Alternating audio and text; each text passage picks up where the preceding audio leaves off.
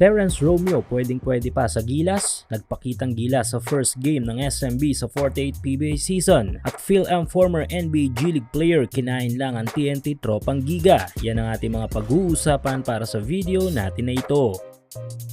Kahapon ay naganap na ang isa sa pinakahinihintay na team na maglalaro sa 48th season ng PBA. Ito nga yung kupunan ng San Miguel Beermen. Syempre inaabangan dyan na yung malalim na lineup ng SMB with Keith Jimenez, ang Mr. Quadruple Double ng MPBL na ipapartner dito kay the bro Terrence Romeo. Pero even nga though activated na sa lineup si Jimenez, ay unfortunately ay hindi muna ito ginamit ng SMB sa Game 1 ng kanilang 48 PBA season. Ito nga ba ang bad side na mapunta sa team na sobra ang mga talento at may malalim na listahan ng mga guards? Well, makikita natin yan sa mga susunod na laro ng Beermen. Naka-comeback ang SMB kontra NLEX Road Warriors sa isang overtime game. Tinalo ng NLEX ang Beermen sa final score ng 117 at 113. Gandang balik nga ng Warriors mula sa 19 points na pagkabaon kontra SMB. Dahil dito ay nasayang ang laro ng isang gilas mode Terrence Romeo. All-out game kasi ang ipinakitang laro ni TR7 kontra NLEX kung saan ay kumamada ito ng 28 points. Makikita na pulido pa rin ang mga smooth moves ni Romeo, kasama din dito ang mga tira niya sa tres. Dahil sa mga galaw na ito ni Terrence ay pinapaalala nito ang kanyang panahon sa ating national team. Medyo nagkaedad man ay nandoon pa rin ang talento ni The Bro. Malaking bagay ito para mapatunayan ni Romeo na pwedeng-pwede pa ito para sa ating national team. 2018 pa noong huling maglaro si Romeo para sa Gilas, pero dapat ay opisyal nang nakabalik ito sa nakaraang 19 Asian Games kung hindi lang nagkaroon ng konting problema. Isa rin ito sa mga dahilan kung bakit gigil pa rin si TR7 na makabalik sa Gilas, pero ganun pa man ay marami pang pagkakataon para kay Romeo sa ating national team. This time ang importante ay nakabalik na ito sa dati niyang laro at walang anumang injury na matatamo.